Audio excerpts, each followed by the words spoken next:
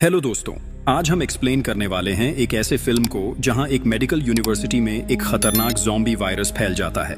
Campus के छोटे से एरिया में उन्हें हजारों ज़ॉम्बीज का सामना करना पड़ता है और हर मोड़ पे नए प्रॉब्लम्स उनका इंतजार कर रहे होते हैं। अब सवाल ये है, क्या ये स्टूडेंट्स इस ज़ॉम्बी आउटब्रेक से जिंदा बच पाएंगे? तो बिना टाइम वेस्ट किए चलते हैं सीधा स्टोरी की तरफ। कहानी शुरू होती है तब जब फिलीपींस के कई शहरों में अचानक लॉकडाउन लग जाता है। एक अजीब सी बीमारी फैल रही होती है जो रेबीज वायरस के म्यूटेशन से बनी है। सरकार पूरी कोशिश करती है इस बीमारी को रोकने की। हर किसी को वैक्सीन लगवाया जा रहा था, लेकिन कई लोग वैक्सीन से मना कर देते हैं। उनका मानना होता है कि सरकार उन पे बस एक्सपेरिमेंट करना चाहती है। इसी बीच हम मिलते हैं एक आदमी से, मारियो। वो अपनी बेटी पीजे को उसके मेडिकल कॉलेज छोड़ने जा रहा होता है। रास्ते में दोनों उस बीमारी के बारे में बात करते हैं जो अब पूरे देश में फैलती जा रही है। मारियो कहता है कि उनका इम्यूनिटी सिस्टम काफी स्ट्रांग है, इसलिए उन्हें कुछ नहीं होगा। लेकिन पीजे थोड़ी चिढ़ चुकी थी। उसे गुस्सा था कि उसके पापा ने कभी एक ठीक ठाक नौकरी ढूंढने की कोशिश ही नहीं की, चाहे उसकी माँ बीमारी से जूझ रही हो तब भी। उस वक्त भी जब माँ बिस्तर पर बीमार पड़ी थी, मारियो शहर से बाहर अपने बैंड के शो के लिए चला गया था और कुछ ही दिन बाद पीजे की माँ की मौत हो गई। सीन कट होता है। पीजे अपने कैंपस पहुंचती है। वहां उसने देखा लड़के लड़कियां अपने अपने काम में बिजी थे। किसी ग्रुप में चीयरलीडर्स प्रैक्टिस कर रहे थे,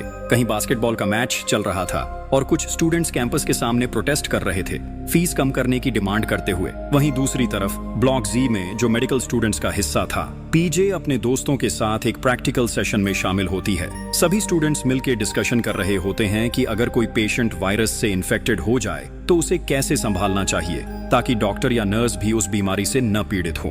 पीजे, जो एक टीचिंग असिस्टेंट थी, अपने जूनियर्स को समझाती है कि कुछ लोगों की बॉडी में ऐसी इम्यूनिटी होती है जो उन्हें बड़ी से बड़ी बीमारी से भी बचा लेती है, चाहे वो वायरस ही क्यों ना हो। लेकिन वो ये भी कहती है कि चाहे कोई इंसान वायरस से बचा हुआ हो, फिर भी उसके अंदर वो वायरस छुपा हो सकता है और वो बिना खुद बीमार हुए दूसरों तक बीमारी फैला सकता है। इसलिए हमेशा सावधानी जरूरी है। क्लास खत्म होने के बाद पीजे अपने कुछ दोस्त एरिका, मेल और लूकस के साथ स्कूल के यार्ड में बैठी बातचीत कर रही होती है। इसी बीच एरिका सबको इनवाइट करती है कि कॉलेज के बाद चलो कहीं घूमते हैं, थोड़ा चिल करते हैं। लेकिन पीजे ने एरिका का इनवाइट मना कर दिया। उसने कहा कि उसे पढ़ाई करनी है ताकि जल्दी अपना कोर्स कंप्लीट कर सके।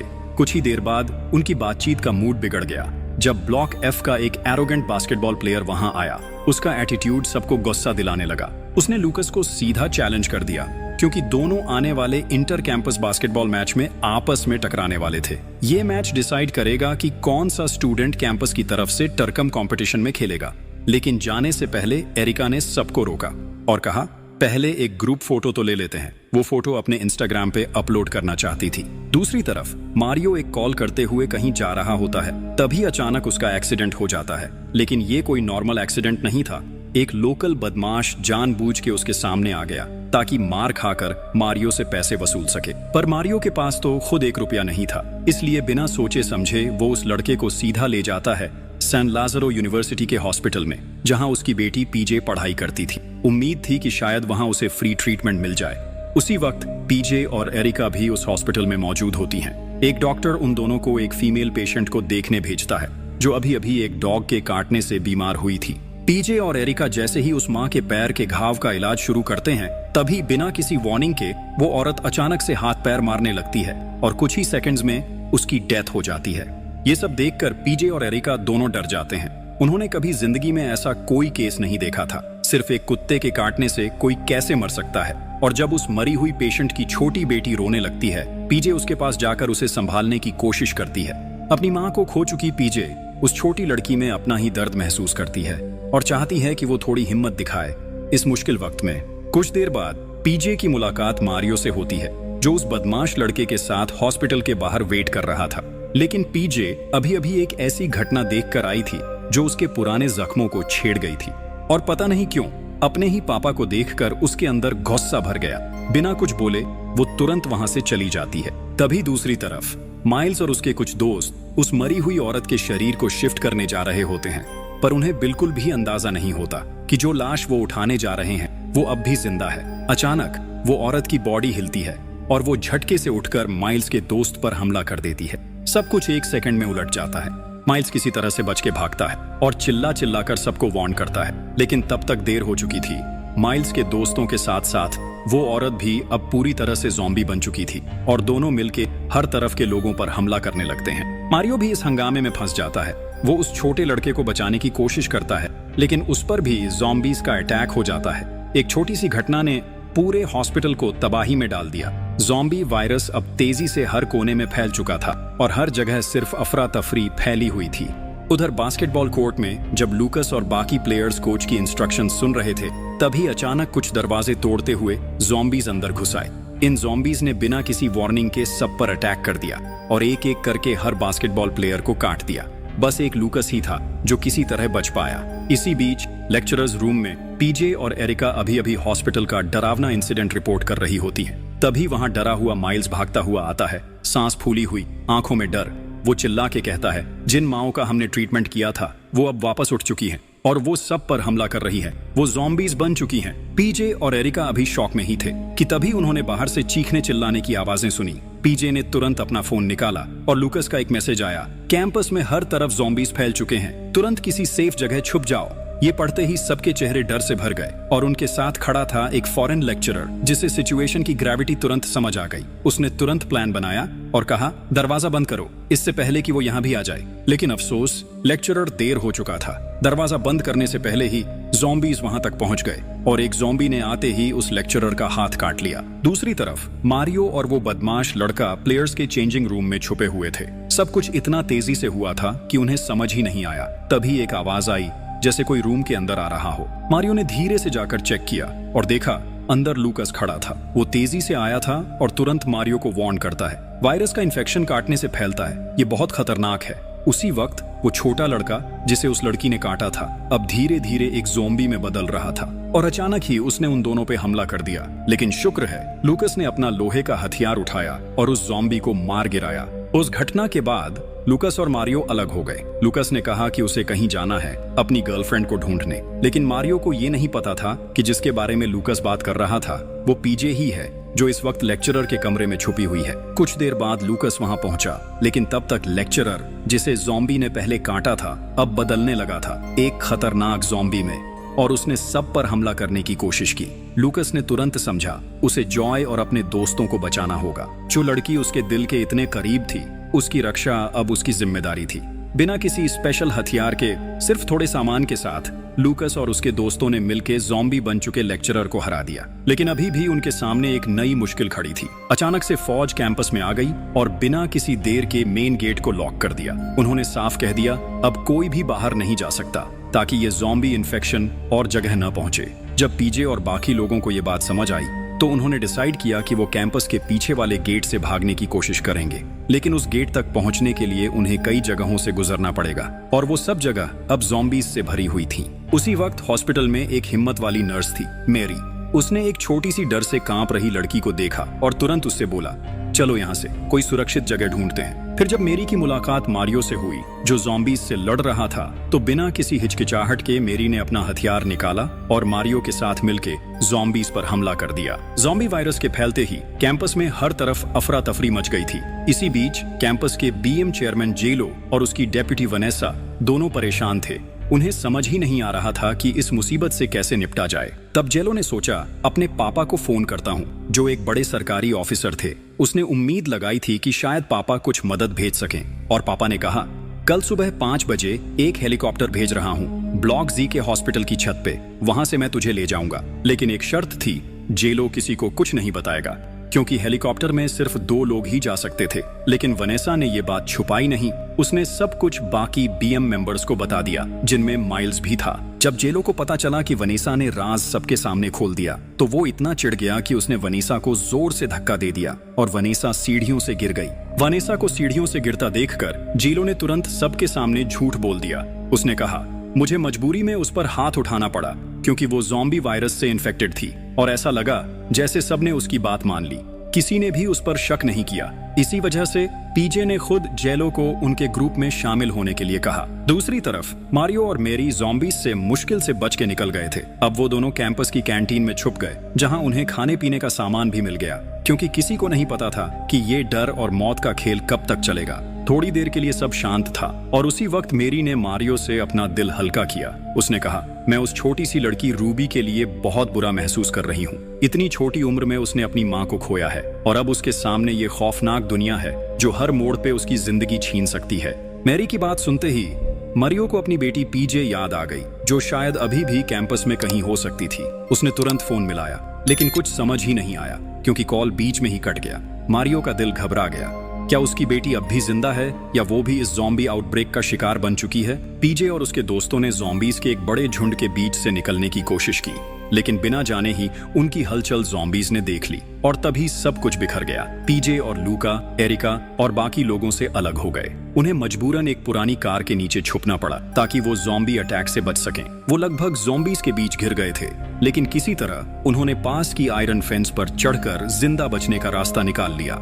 थोड़ी देर बाद वो दोनों वापस एरिका और उसके दोस्तों से मिल गए, जो एक चर्च के सामने उनका इंतजार कर रहे थे। सब मिलके चर्च के अंदर जाने ही वाले थे कि अचानक कुछ ज़ॉम्बीज उनकी तरफ बढ़ने लगे। लूका और उसके दोस्तों के पास कुछ खास वेपन्स नहीं थे, लेकिन जिंदा रहने के लिए जो हाथ लगा उसी से लड़ने लगे। हर सेकंड के साथ ज़ॉम्बीज की तादाद बढ़ रही थी और वो सब थक चुके थे। लेकिन उसी वक्त अंदर से मारियो और मेरी अचानक चर्च के दरवाजे पर आए। उन्होंने तुरंत ज़ॉम्बीज पर गोलियां चलाईं और जोर से चिल्लाए, अंदर भागो जल्दी। जैसे ही मारियो ने चर्च का दरवाजा बंद किया, पीजे ने दौड़ के अपने पापा को गले लगा लिया। उसके चेहरे पर आंसुओं के साथ एक तसल्ली थी, क्योंकि उसने सोचा भी नहीं था कि उसके पापा उसे बचाने आएंगे। चर्च के अंदर सब लोग थोड़ी देर के लिए सेफ थे और वहीं एरिका ने माइल्स का शुक्रिया अदा किया, क्योंकि उसने उसे उस ज़ॉम्बी लेक्चरर से बचा लिया था जो उसे काटने ही वाला था। दोनों की आंखों में एक फीलिंग थी, जैसे कुछ फील तो कर रहे हों एक दूसरे के लिए, लेकिन कह नहीं पा रहे। दूसरी तरफ पीजे ने लूका के घाव पर पट्टी बांधनी शुरू की,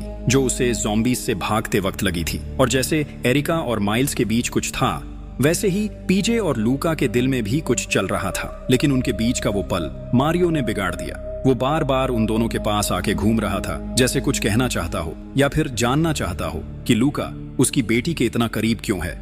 पीजे और उसके दोस्तों ने चर्च के एक कोने में बैठकर ज़ॉम्बी वायरस आउटब्रेक के बारे में बात की और उन्होंने ये भी डिस्कस किया कि किसी तरह हॉस्पिटल तक कैसे पहुंचा जाए बिना ज़ॉम्बीज का सामना किए, क्योंकि अब सुबह हो चुकी थी और हेलीकॉप्टर आने में सिर्फ 4 घंटे से भी कम वक्त बचा था। वही हेलीकॉप्टर जिसके बारे में वनेसा ने पहले बताया था। सब लोग निकलने ही वाले थे कि अचानक जीलो ने उन्हें रोक दिया। उसने कहा, हेलीकॉप्टर सिर्फ 2 लोगों के लिए है और मैं उनमें से एक हूँ। ये बात सुनते ही बाकी सभी लोग गुस्से से भर गए। उन्हें ये जानकर बहुत बुरा लगा कि जेलो ने हेलीकॉप्टर के बारे में इतनी अहम बात सबसे छुपा कर रखी थी। बेबेथ को सबसे ज्यादा गुस्सा आया। उसे लगा कि अगर हेलीकॉप्टर में सिर्फ 2 लोगों के लिए जगह है तो कम से कम उस मासूम बच्ची रूबी को ले जाना चाहिए, जिसकी माँ अब इस दुनिया में नहीं रही। उस पल पूरे ग्रुप की आंखों में बस निराशा और दुख दिखाई दे रहा था। जब जेलो रूबी को लेकर हॉस्पिटल ले जाने ही वाला था, पीजे और उसके दोस्तों ने डिसाइड किया कि वो किसी और रास्ते से जिंदा बच निकलने की कोशिश करेंगे। लेकिन तभी रूबी अचानक भाग गई अपनी माँ की तरफ, जो अब एक ज़ॉम्बी बन चुकी थी। सब चिल्लाए, लेकिन देर हो चुकी थी। रूबी उन्हीं ज़ॉम्बीज के बीच चली गई और कुछ ही सेकंड्स में वो उनका शिकार बन गई। इस हादसे के बीच जेलो ने चुपके से हॉस्पिटल का दरवाजा अंदर से लॉक कर दिया और अपने सब दोस्तों को बाहर ही लॉक कर दिया। पीजे और उसके फ्रेंड्स शॉक में थे। अब उन्हें खुद ही कोई और रास्ता ढूंढना था, क्योंकि पीछे से ज़ॉम्बीज उनकी तरफ भागते आ रहे थे। कैसे भी करके वो लोग ज़ॉम्बीज से बच के भागे और फाइनली एक हॉस्टल के एक कमरे में जाकर छुप गए। थोड़ी देर बाद जब पीजे बाथरूम जाने वाली थी, तभी अचानक टॉयलेट के अंदर से एक ज़ॉम्बी बाहर आ गया और उस पर अटैक करने की कोशिश करने लगा। बिना किसी देरी के मारियो ने तुरंत ज़ॉम्बी को वापस टॉयलेट के अंदर धकेल दिया और उसके साथ वहीं पे फाइट करने लगा ताकि वो किसी और को अटैक ना कर सके। लेकिन जब मारियो ने उस ज़ॉम्बी को हरा दिया तो बिना नोटिस किए वो ज़ॉम्बी उसे काट चुका था। जैसे ही मारियो को ये रियलाइज हुआ, माहौल एकदम शांत हो गया। उसने मेरी से कहा, मुझे शूट करो अभी के अभी। पीजे ने उन्हें रोक दिया क्योंकि वो अपने पापा को खोना नहीं चाहती थी। लेकिन मारियो ने डिसाइड किया वो खुद को टॉयलेट के अंदर लॉक कर लेगा ताकि अगर वो ज़ॉम्बी बन भी गया तो किसी और को हार्म ना पहुंचा सके। पर पीजे फिर भी अपने पापा को ऐसे जाने नहीं दे सकती थी, इसलिए पीजे और बाकी सब आर्काइव्स रूम की तरफ निकले रेबीज वायरस के बारे में कुछ डॉक्यूमेंट्स ढूंढने के लिए। उम्मीद थी कि शायद उन्हें इस वायरस को रोकने का कोई तरीका मिल जाए, लेकिन बिना किसी को पता चले वो एरोगेंट बास्केटबॉल प्लेयर, जो अब एक ज़ॉम्बी बन चुका था, कार्डबोर्ड बॉक्स के पीछे से अचानक बाहर आया और सीधा उन पे अटैक कर दिया। लूकस ने उस एरोगेंट बास्केटबॉल प्लेयर ज़ॉम्बी को तो हरा दिया, लेकिन माइल्स, जिसे पहले ही ज़ॉम्बी ने काट लिया था, सबको कहने लगा, मुझे यहीं छोड़ दो, मैं ज्यादा देर तक नहीं टिक पाऊंगा। और तभी उन्होंने सुना ज़ॉम्बीज की आवाजें पास आती जा रही थीं। पीजे और उसके दोस्तों को मजबूरी में माइल्स को वहीं छोड़ना पड़ा, इससे पहले कि बाकी ज़ॉम्बीज उन तक पहुंच जाएं। पीजे और बाकी सब वहां से भागकर स्विमिंग पूल की तरफ भागे, लेकिन वहां भी अभी तक काफी ज़ॉम्बीज मौजूद थे, इसलिए तीनों ने डिसाइड किया पूल में कूदने का। तब उन्हें समझ आया कि ज़ॉम्बीज स्विम नहीं कर सकते, लेकिन प्रॉब्लम ये थी कि वो कहीं जा नहीं सकते थे क्योंकि ज़ॉम्बीज पूल के अराउंड घूम रहे थे और उनका इंतजार कर रहे थे। पीजे और उसके दोस्तों की थकान अब बढ़ने लगी थी क्योंकि वो लोग ज्यादा देर तक पूल में तैरते नहीं रह सकते थे। आखिर में एरिका ने अपने दोस्तों को बचाने के लिए खुद को सैक्रिफाइस करने का फैसला लिया। उसने पीजे और लूकस से अलविदा कहा और तुरंत पूल के किनारे तैरकर ज़ॉम्बीज को अपनी तरफ अट्रैक्ट करने लगी ताकि पीजे और लूकस वहां से निकल सकें। पीजे और लूकास हॉस्पिटल की तरफ भागने लगे।